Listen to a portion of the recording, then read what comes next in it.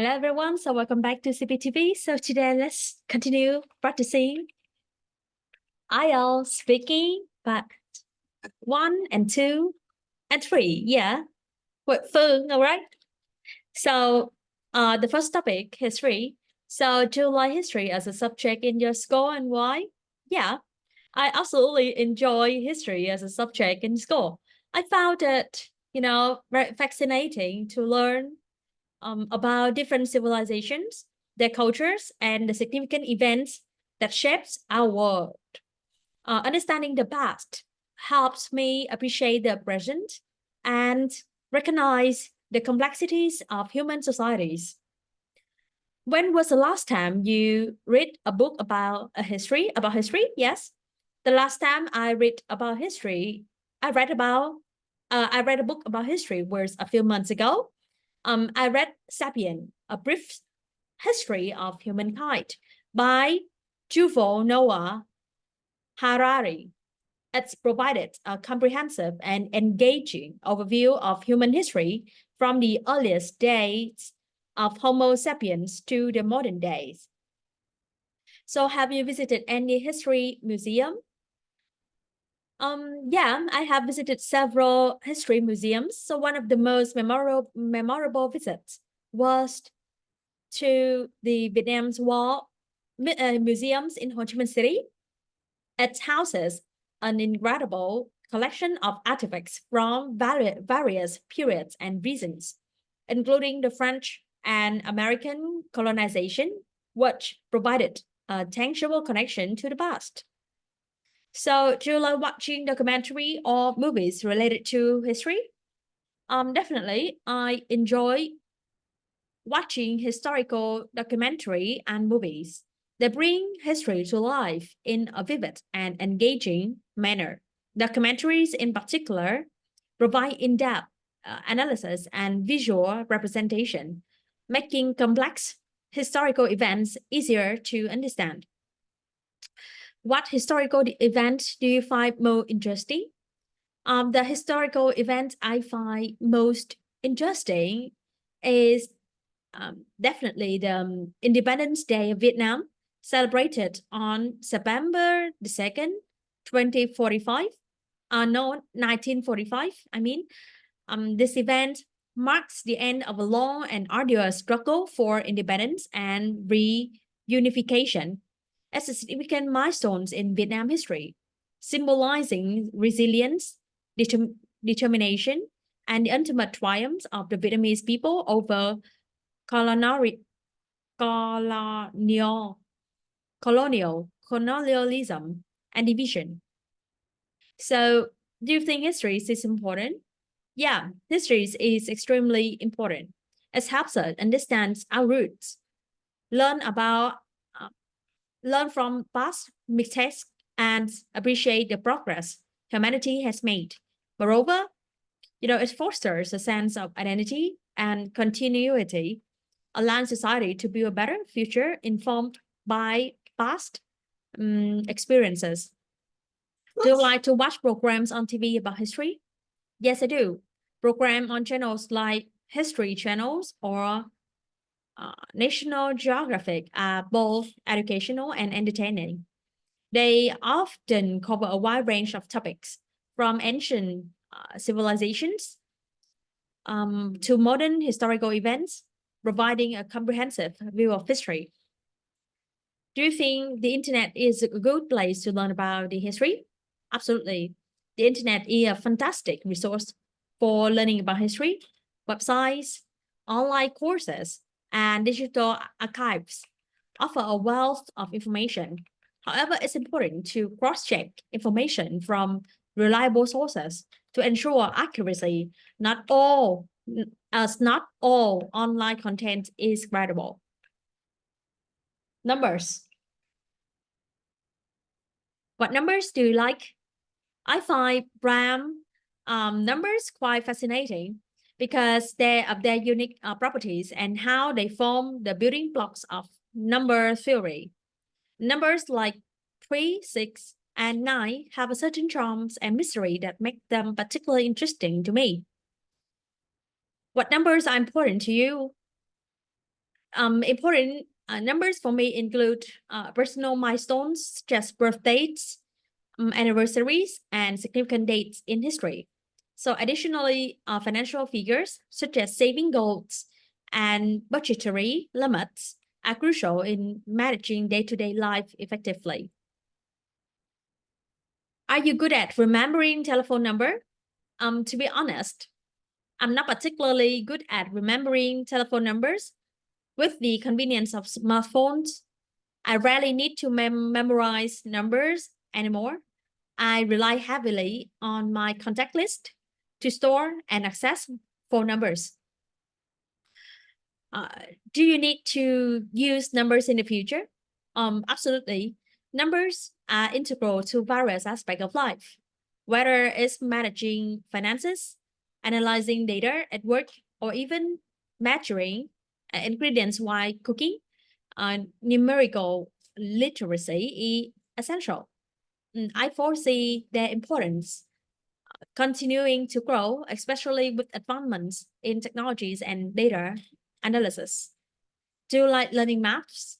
Yes, I do enjoy learning maths. A subject that challenges me to think logically and solve problems systematically. The satisfactions of finding a solution and the practical application of mathematical concepts in everyday life make it a rewarding discipline. Do you think it's difficult to learn maths well? I think learning maths well can be challenging for some, especially primarily because it's require a strong foundation in basic concepts and continuous practice. However, with the right approach, good teaching methods and persistence, so anyone can develop proficiency in maths. It's a matter of building confidence and applying oneself consistently. Next topic, art. Do you like drawing? Yes, I enjoy drawing a lot. It's a great way to express my creativity and it relaxed. I often find myself sketching landscapes and abstract patterns in my free time. Did you learn drawing when you were a child? Yes, I took drawing classes as a child. My parents enrolled me in an art school where I learned various techniques and developed a strong foundation in visual arts. Is it important for children to learn art at school? Absolutely. It's important for children to learn art at school. It fosters creativity, improve fine motor skills, and can be a valuable outlet for self-expressions. Art education can also help children develop critical thinking and observational skills. Have you ever been to an art gallery? Yes, I've visited several art galleries. One memorial visit was the Louvre in Paris, where I saw iconic works like the Mona Lisa and the Venus de Milo. The experience were incredibly inspiring, I must say. Is it interesting to become an artist?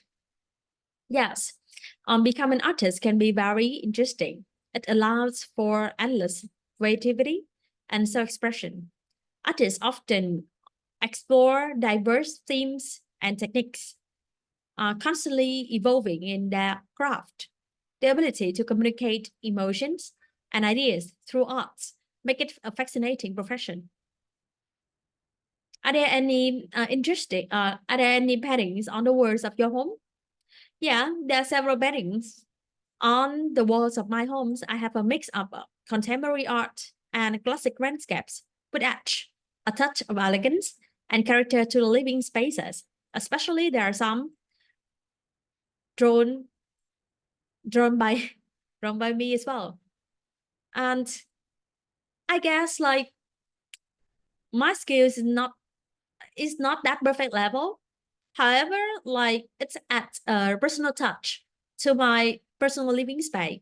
And I enjoy that. What kind of pictures do you like to put up in your home?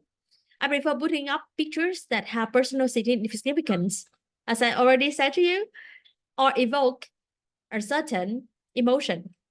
These include family portraits, travel photographs, and artworks that features nature or abstract designs. They bring a sense of warmth and personality to my home. Next, pencil, pen and pencil. So do you usually use a pen or pencil?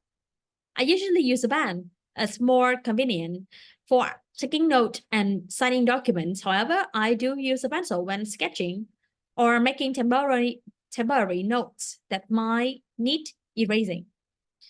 Why do you use more often pen or pencil? I use a pen more often than a pencil in my daily activity, such as writing in my planner or jotting down ideas. So a pen is more practical and durable, and it's more convenient and fast. I mean, quick. Yeah, for jotting things down. Okay. So when was the last time you bought a pen or pencil? The last time I bought a pen was about a month ago. I need to refill for my favorite fountain pen, which I use regularly for both work and personal writing. What do you think if someone sent you a pen or pencil as a gift? I would appreciate it very much. If someone sent me a pen or pencil as a gift, especially at it's a high quality or unique pen or items, yeah, as a thoughtful and practical gift that I would definitely use and cherish. Wild animals and pets. Have you ever seen a wild animal? What was it? Mm, Why not? Yeah, so I have had the privilege of encountering wild animals on several occasions. So one memorable instance was spotting a herd of elephants during a safari in Kenya. Observing these magnificent creatures in their natural habitats were a truly awe-inspiring experience. So do you like seeing animals in the zoo? Why not? My feeling towards zoos are quite nuanced. Why I appreciate the educational opportunities they provide, allow people to learn and develop an appreciation for various species. I am also concerned about the ethical implication of keeping animals in captivity. Ideally, zoos should focus on conservation and create a better environments that closely mimic natural habitats. Yeah, to keep the animals in a wealth well-being state. I must say, what is your favorite wild animal? Why or why not? My favorite wild animal is a wolf. Wolves are fascinating due to their complex social structures, intelligence, and adaptability. Their roles as apex predators is crucial for maintaining ecological balance, and their mysterious, elusive natures has captivated human imagination for centuries. Are there many wild animals in Vietnam, and why? Yeah, Vietnam is home to a rich diversity of wild animals thanks to its var- varied landscapes ranging from dense tropical forests to mountainous regions.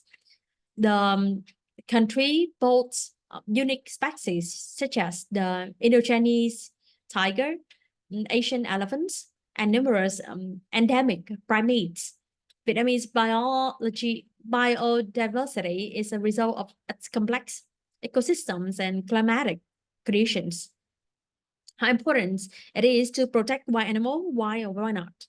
Protecting wild animals is of paramount importance for several reasons. Ecologically, they play critical roles in maintaining the health and balance of ecosystem. Many species are also vital for biodiversity, which ensure ecosystem resilience. Furthermore, wild animals have intrinsic values and contribute to the cultural and natural heritage of our planet.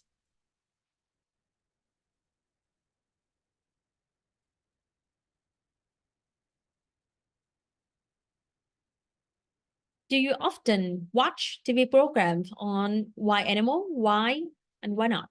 Yeah, I frequently watch TV program on why animal. So these documentaries are not only highly informative, uh, providing insights into the behavior, habitats, and conservation challenges of various species, but they are also visually captivating and fosters a deeper appreciation for the natural world.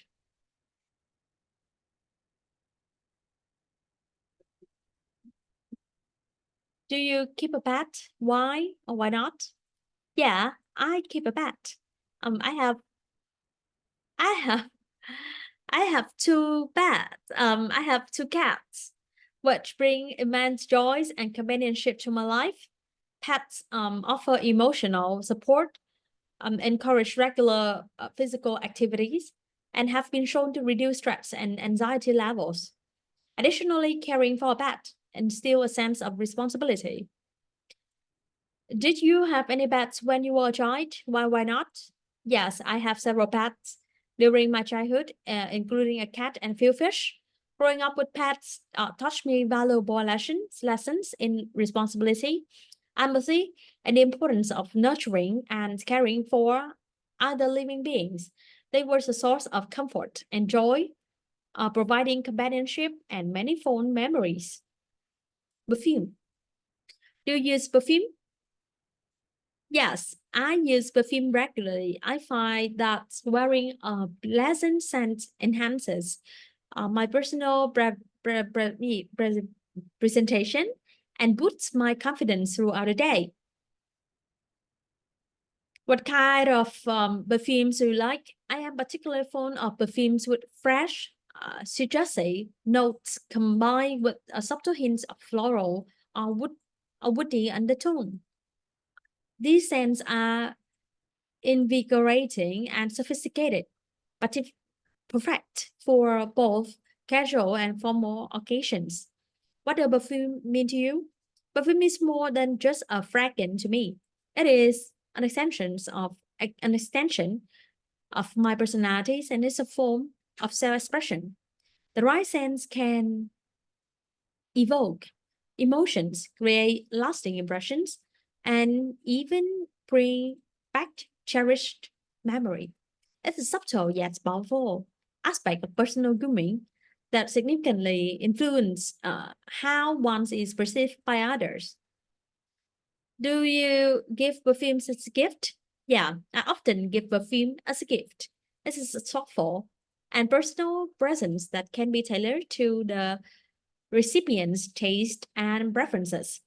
A well-chosen fragrance can be a cherished gift, symbolizing care and attention to details of the recipient personality and style.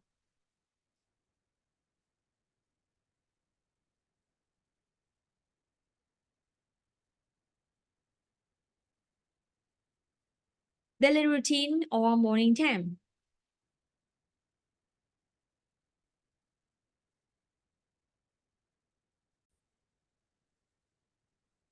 What's your morning weekend routine?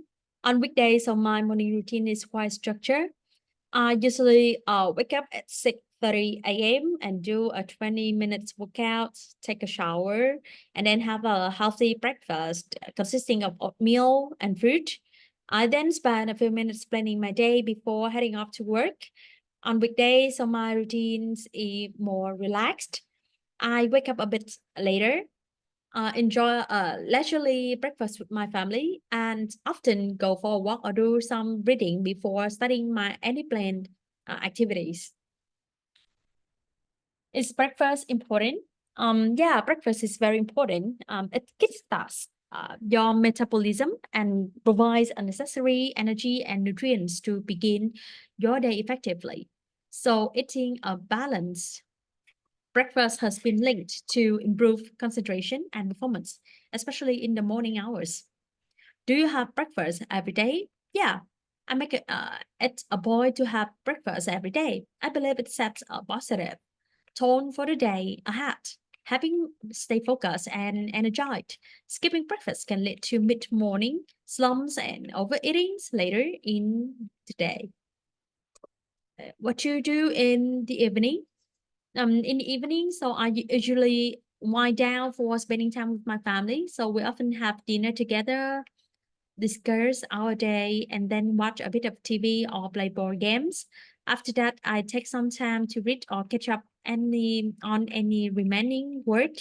I also make sure to prepare for the next day by organizing my schedule and setting out anything I need in the morning. What do you do on the weekday on the weekend?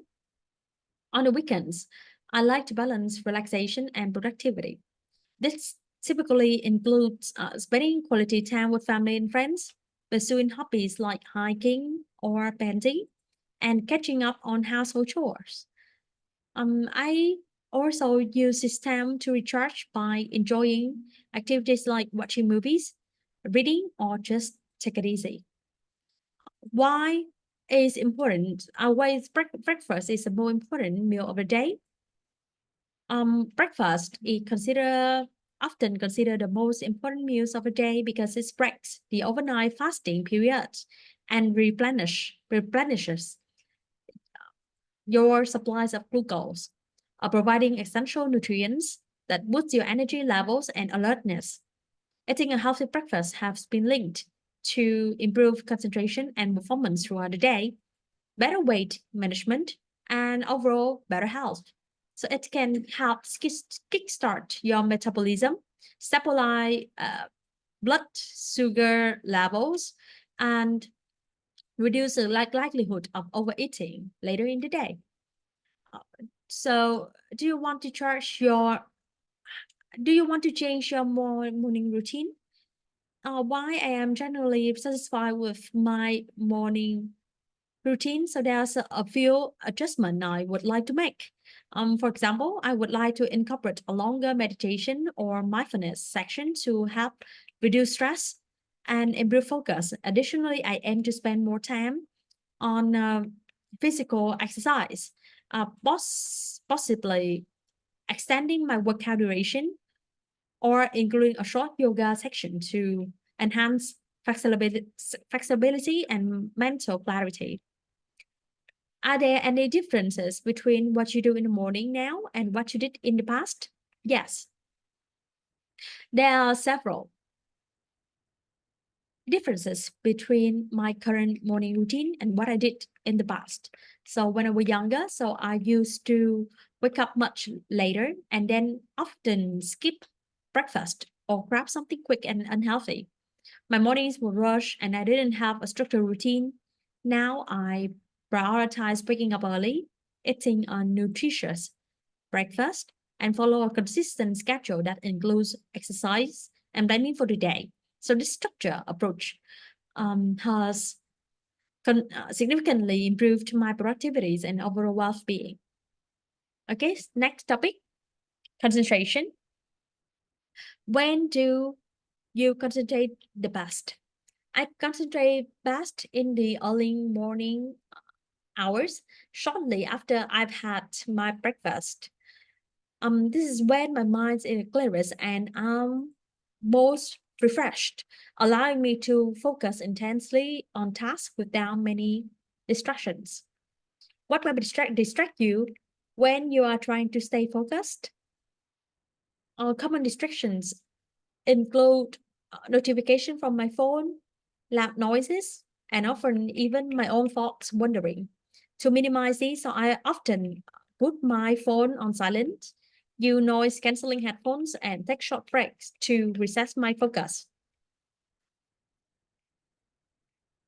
What do you do to help you concentrate? To enhance my concentration, so I practice techniques such as a Pomodoro technique, where I work for 20-minute intervals followed by a short break. I also ensure my workplace is tidy and free of cluster, and I use tools like to-do lists to keep my tasks organized. Additionally, staying hydrated and taking regular exercises can help my mind sharp. What to do if you can't concentrate? If I find myself unable to concentrate, so I usually take a short break to clear my mind. This might involve stepping outside for some fresh air, doing a quick physical activities like stretching, or simply close my eye and take a few deep breaths. After a brief pause, I often find it easier to refocus on the task at hand. I'll just wait and start. Do you learn about outer space and stars at school? Yeah. We discover topics about outer space and stars in our science classes at school.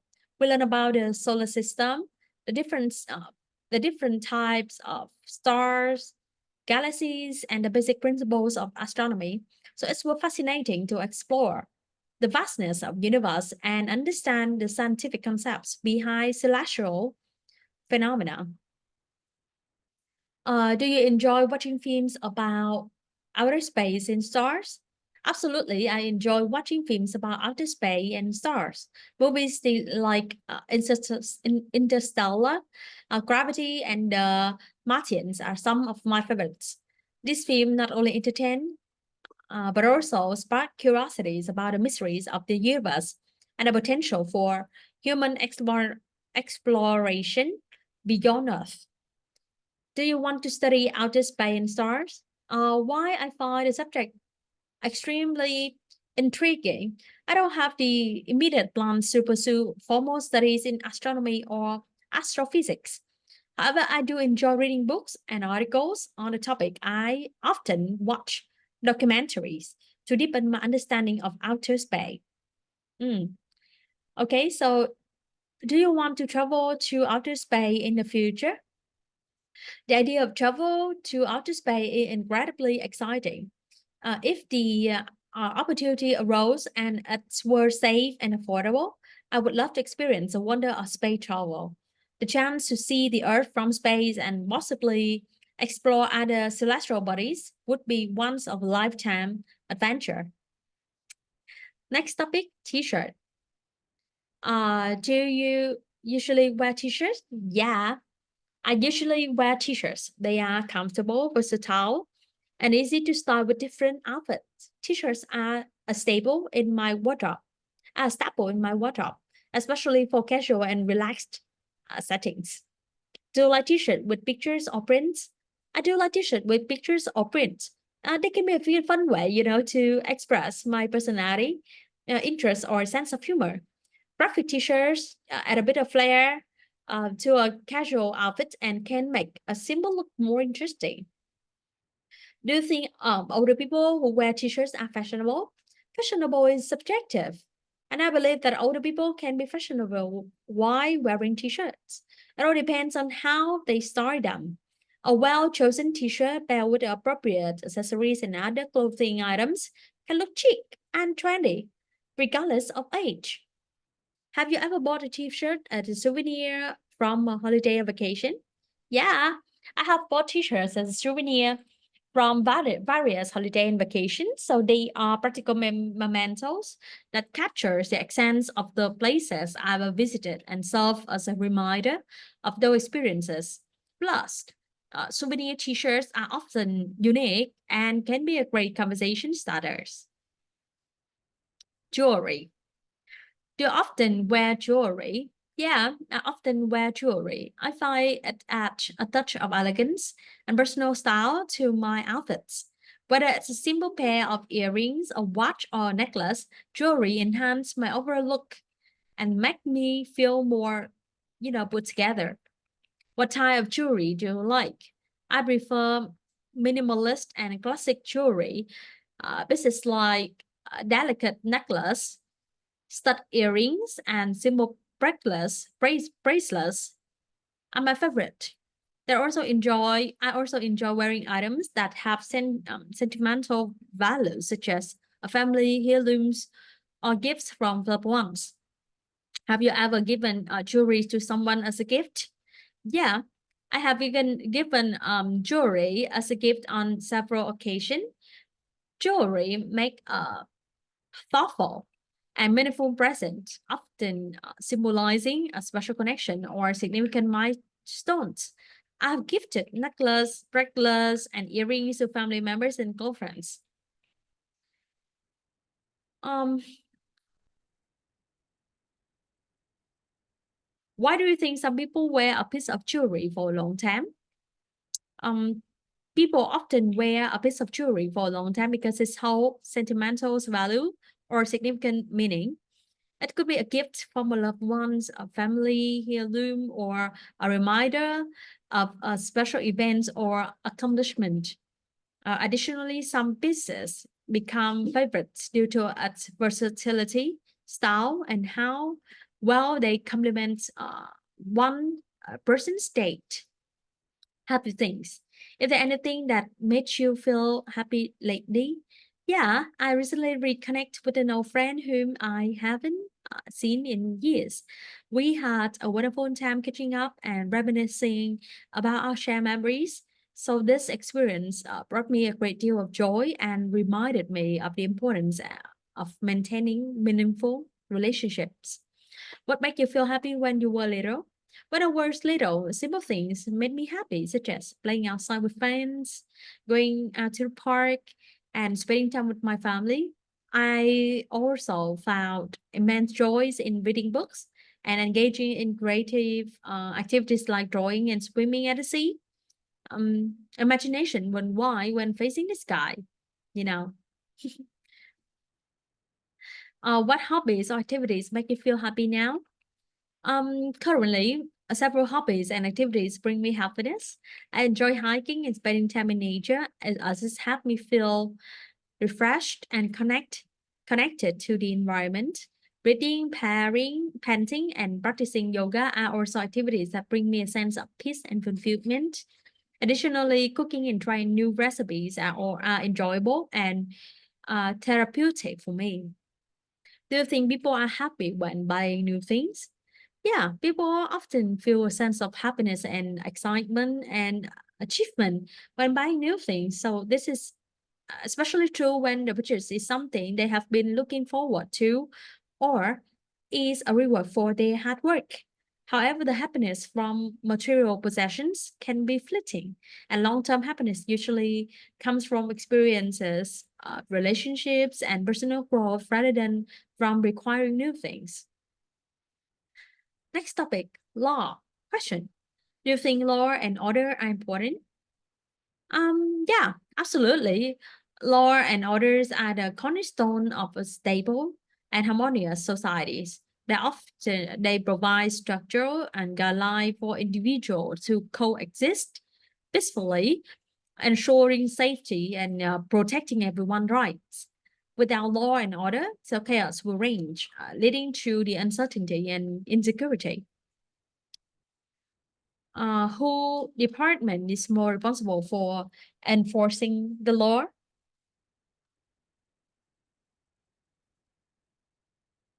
The primary responsibility for enforcing the law lies with the law enforcement agency, such as the police force or sheriff department. These agencies are tasked with upholding the law, maintaining public order, and ensuring the safety and security of community. They plays a crucial role in deferring crime, investigating incidents, and apprehending offenders, thereby upholding the rule of law. Is there any law you think it to stick? While law serve to maintain order and protect society, so there's instance where some law may be perceived as over stringent. For example, certain drug laws in some countries impose severe penalties for possessions or consumption, what some argue may be disproportionate to the offense.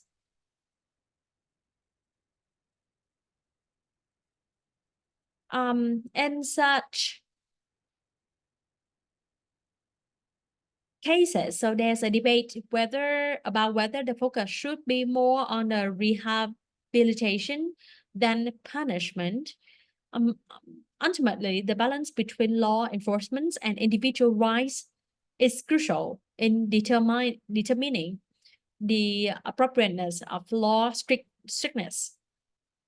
Key. Do you always bring a lot of key with you? No. Um, uh, Usually I only carry the necessary keys, such as house keys and car keys. I try to keep this number to minimum to avoid any inconvenience. Have you ever lost your key? Yeah. Losing key does happen occasionally. It can be quite inconvenient, especially if there are no spare key available. So, do you often forget keys and lock yourself out? Hmm, Fortunately, I don't frequently forget my keys and lock myself out, but it's happened before and it's always a hassle. Do you think it's a good idea to leave your key with a neighbor? Leaving key with trusted neighbor can be a good idea in some cases, especially if you are prone to getting locked out or if you are away and need someone to keep an eye on things. However, it's crucial to ensure that it's someone reliable and trustworthy to safeguard the security of your belongings. Describe a vehicles you would like to buy. You should say what kind of vehicles, why you would like to have it, how you would get it, and explain why you would prefer this mean of transport. The vehicle that has captured my attention that I that I aspire to own is the VinFast electric car, a symbol of Vietnamese ingenuity and innovation. As a girl passionate about sustainability and technological advancements, the VinFast electric car perfectly aligns with my values and aspirations. Firstly, I'm drawn to the environmental benefits of driving an electric vehicles like VinFast.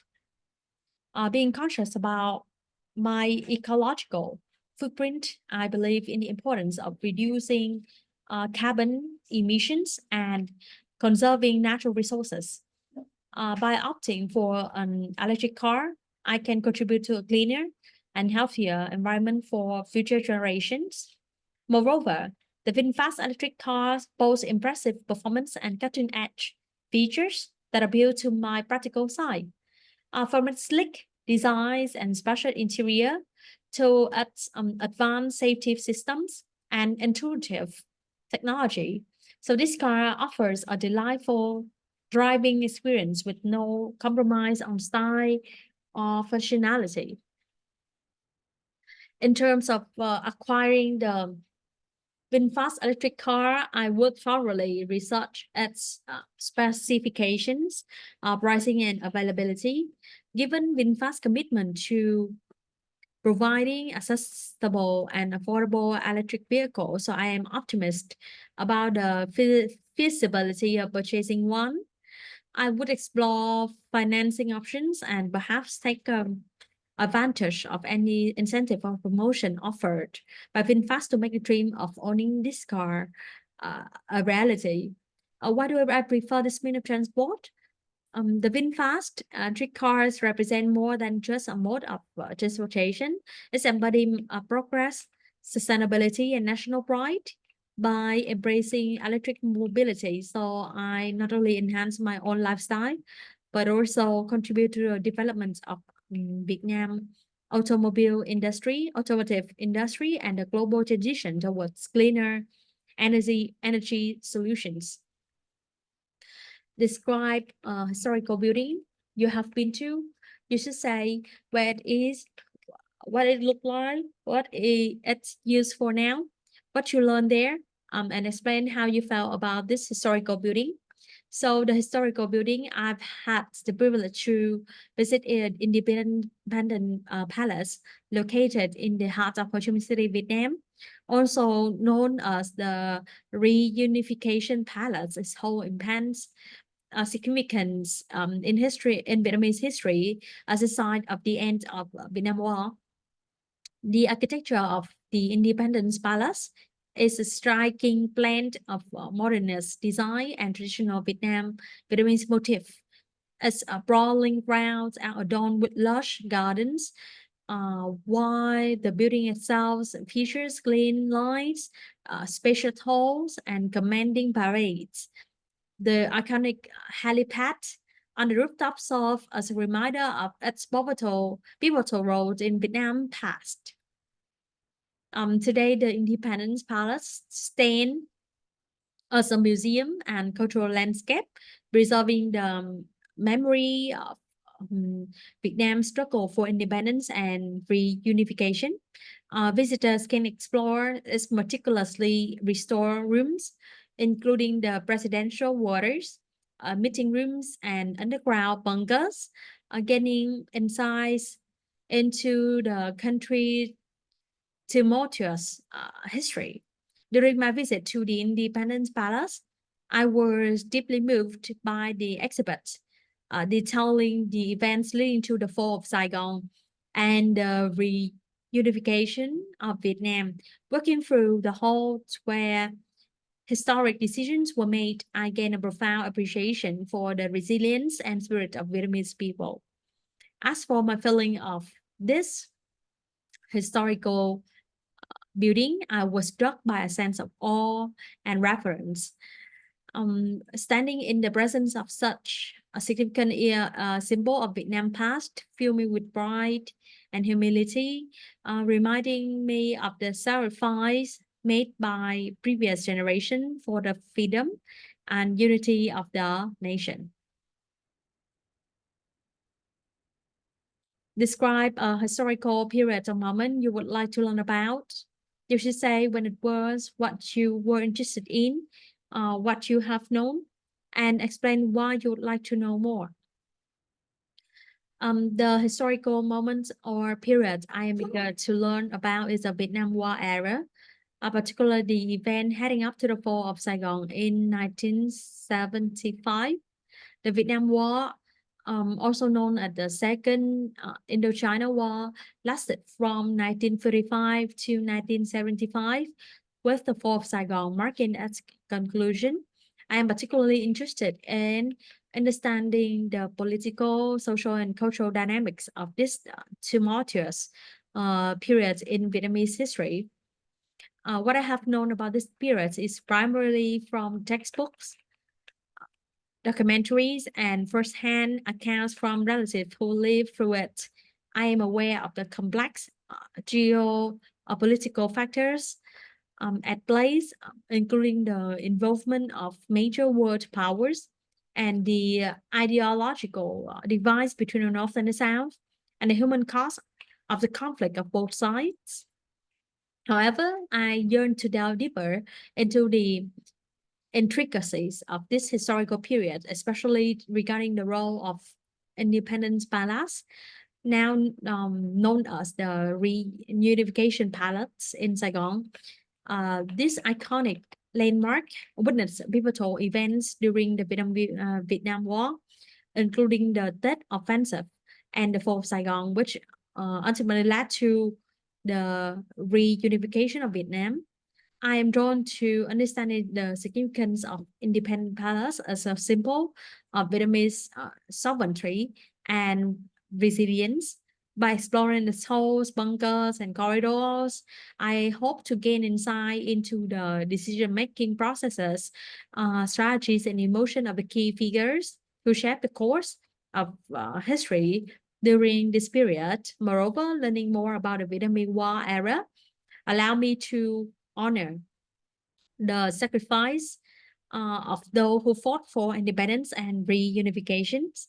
It deepens my appreciation for the resilience of Vietnamese people and their enduring spirit in the face of adversity.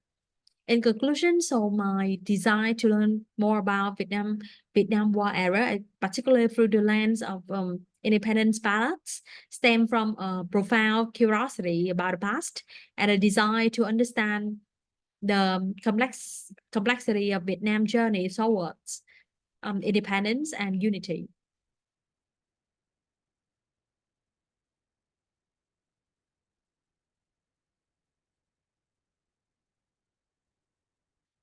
Should everyone know history? Absolutely. So everyone should have a fundamental understanding of history. History provides invaluable lessons about the past, shaping our understanding of the present and guiding our decision for the future. It fosters empathy, critical thinking, and sense of identity and belonging. Moreover, knowing history helps individuals appreciate cultural diversity, understand societal dynamics, and navigate complex global issues. Why do some people visit historical buildings? People visit historical buildings for various reasons. Firstly, they offer a tangible connection to the past, allowing visitors to immerse themselves in history and experience firsthand the cultural, architectural, and social heritage of a place. Secondly, historical buildings often hold significant cultural or symbolic value, attracting tourists and locals alike who seek to learn about the stories and events associated with these sites. Additionally, visiting historical buildings can be educational, providing insights into different periods of history, architectural styles, and societal norms. Do Vietnamese people like to visit historical buildings? Yeah, Vietnamese people generally have a strong appreciation for their culture-rich history and cultural heritage, making historical buildings popular destination for both local and tourists. These sites hold deep significance in Vietnamese collective memory, represent moments of triumph, resilience, and identity. Whether it's exploring ancient temples, colonial era landmarks, or revolutionary sites, visiting historical buildings allow Vietnamese people to reconnect with their roots, honor their ancestors, and gain a deeper understanding of their nation's journey. Do most people agree with the government funding to protect historical building? Why? What opinion may vary. A considerable portion of population likely supports government funding to protect historical buildings. Historical preservation is not only a matter of cultural heritage, but also contributes to tourism, economic development, and national identity. By investing in the preservation of historical buildings, the government demonstrates its commitment to safeguarding the country heritage for future generation and promoting tourism and cultural appreciation. Moreover, some may argue that there are competing varieties for government funds. And it's essential to strike a balance between preserving the past and addressing present day needs. Is it necessary to protect historical building? Yeah, it is crucial to protect historical buildings for several reasons. Firstly, historical buildings serve as a tangible link to the past, preserving architectural style, craftsmanship, and cultural tradition that may otherwise be lost. They provide insights into the evolution of societies, technologies, and ideologies, enriching our understanding of human history. Secondly, historical buildings contribute to the cultural and economic vitality of communities, attracting tourists, businesses, and residents. Additionally, reserving historical building fosters sense of pride, identity, and continuity, strengthening social cohesion and collective memory. Overall, protecting historical buildings is essential for maintaining cultural heritage, promote tourism, and nurturing a sense of belonging and appreciation for the past. Okay, so that's it for today. So I hope that you can gain some useful information through my lesson. So see you for the next video. Bye bye.